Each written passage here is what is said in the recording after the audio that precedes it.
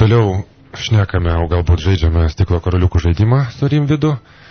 Kas atsimena, o galbūt kam iš mūsų klausytojų, ypač užupiečių, teko dalyvauti stiklo karoliukų žaidime, tai visi, manau, išliko, kaip pakerėti ir dar iki šiol atsimena ir manęs kartais klausinėjo, tai kur galima sužaisti ir kur tos karoliukus gauti ir kur iš viso vyksta. Rimvydai, ar vyksta dar tas stiklo karoliukų žaidimas? Taip, ir kur jis vyksta? Stiklo karoliukų žaidimas, aišku, vyksta, bet jisai vyksta vypiniuose klubuose. Taip, kad jis vyksta retai, bet prisijungkit. Jo, nes kartais mes paimam ir pažaidžiam, kur nors ten susirandam karoliukų ir tai yra labai įdomu, tai yra tiesiog tai tiesiog yra toks net galima įvardinti toks gyvenimo būdas, stiklo karoliukų žaidimų, tai ir daug ką galima. Tai stiklo karoliukų žaidimas irgi yra, sakykime, žaidimas su savo emocijom, savo sąmonės, savo intelektu. Kaip tu galėtum truputį apibūdinti, sakykime. Tai padeda vystyti mūsų šitą emocinę sferą. Aš manau, kad jinai tikrai vysto ir emocinę sferą, kas labai yra įdomu, vysto ir žmogaus intelektualinė sfera. Dėl to aš neseniai bendravau su mano draugu Petru Geniušu, mes šnekėjom, kaip tik diskutavom apie meną, apie muziką.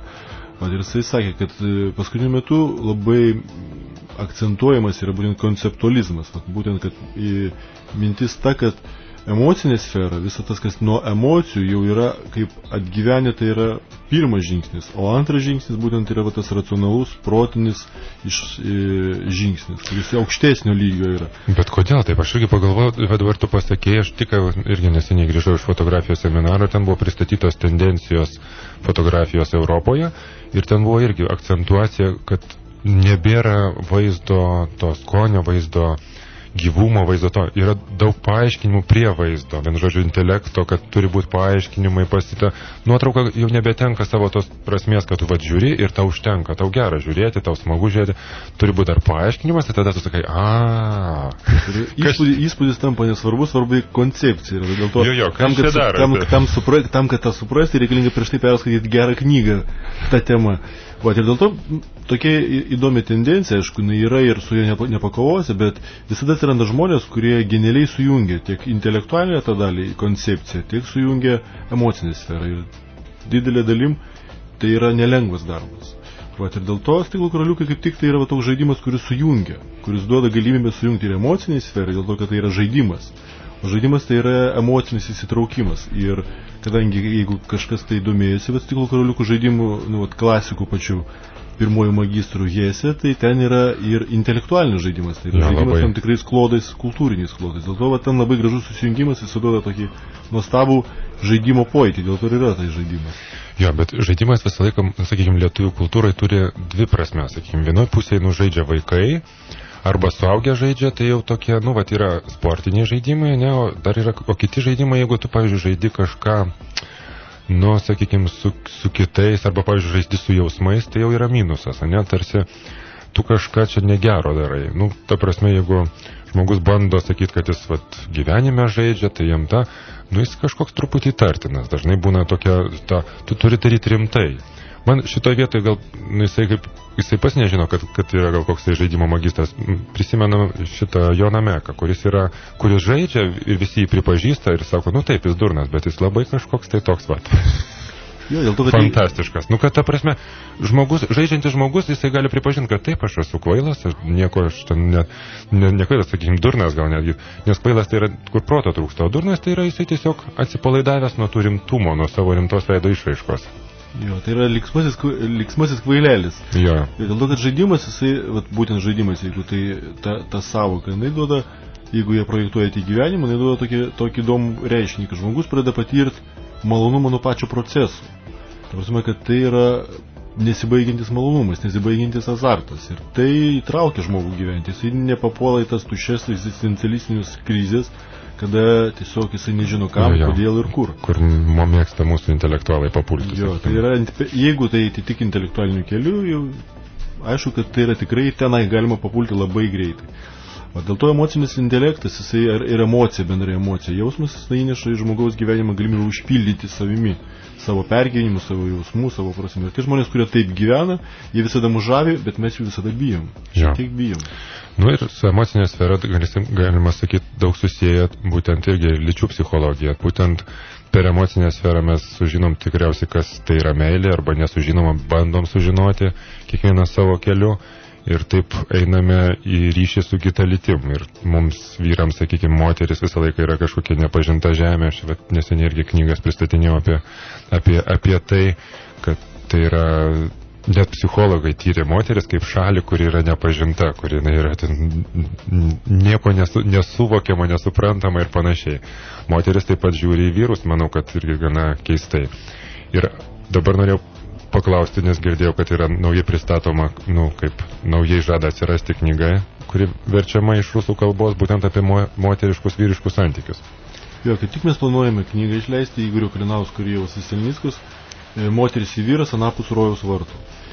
Manau, kad šita knyga turėtų būti tikrai įdomi, nes kaip autoriai tvirtina, kad pagrindinis laikotarpis, kurį žmonija paskui metu gyveno, jinai yra civilizacijos vystymas. Dėl to tai buvo visas tas vystymas, jis tikrai grindžiamas protu.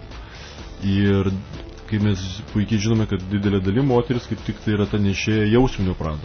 Ir jos per tą ilgą laikotarpį, aišku, patyrė didelį tokį socialinį, intelektualinį spaudimą, kad tai yra visiškai nereikalinga, tai trukdo mąstyti, būti blaiviam, tiksliam, atrasti ir taip toliau, taip toliau. Dėl to šita knyga kaip ir reabilituoja, būtent moterišką poziciją ir ten labai įdomiai papasakota, kad moteris po to intensyvos tokio vystymosi, aišku, jinai bijo pati savęs, o vyrai bijo moterų.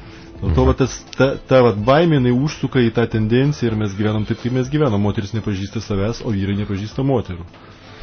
Ja, ir dabar, čia amžinai, kaip mes sakėm, žalia tema ir amžinai, kaip visą laiką aktuali ir niekas, bet kurį, man atrodo, sutikęs, net ir tas, kuris garsiai teigia, kad ne, pas mane viskas tvarkoj, jisai turi kažkokį, sakykime, idealą. Aš manau, kad kiekvienas žmogus turi idealą, kaip atrodo jo ta ideali moteris, arba moteris kiekviena įsivaizduoja, kaip atrodo tas idealus vyras, jo sutiktasis, ir kai vis netitinka ir visą laiką, kančios.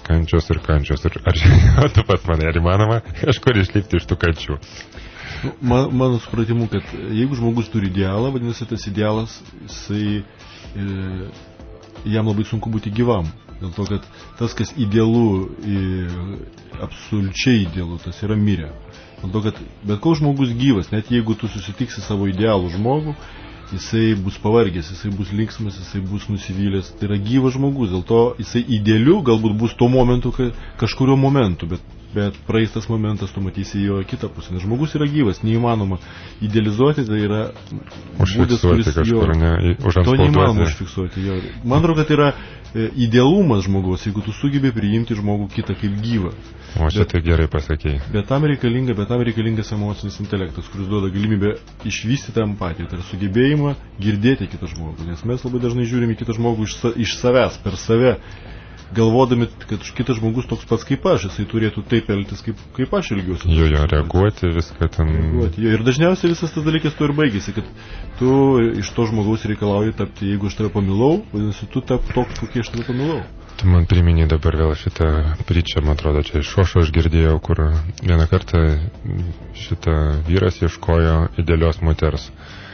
Ir jis ieškojo ir jis draugams pasakė, kad aš einu ieškoti idealios moters. Ir po daugelio metų tiesiog sutiko vėl tą draugą ir tas draugas jo klausė, sako, tai kaip, ar tu suradai idealią moterį? To vyro veidas pasidarė liūdnas. Ir jis pasakė, taip, aš suradau. Tai tas draugas nustebo, sako, tai kodėl tu sakai, kad suradai, tai kodėl tu toks liūdnas? Kaip, sako, jinai ieškojo idealaus vyro. Tai va čia istorija yra tokia, kaip sakant, tas idealumas yra amžinai kažkur tai ir amžinai nepasiekiamas. Jeigu moki priimti kitimą, tai gali tą suvokti. Tai klausykite mūsų per pertraukėlės, mes pabandysim pristatyti plačiau šitą knygų seriją.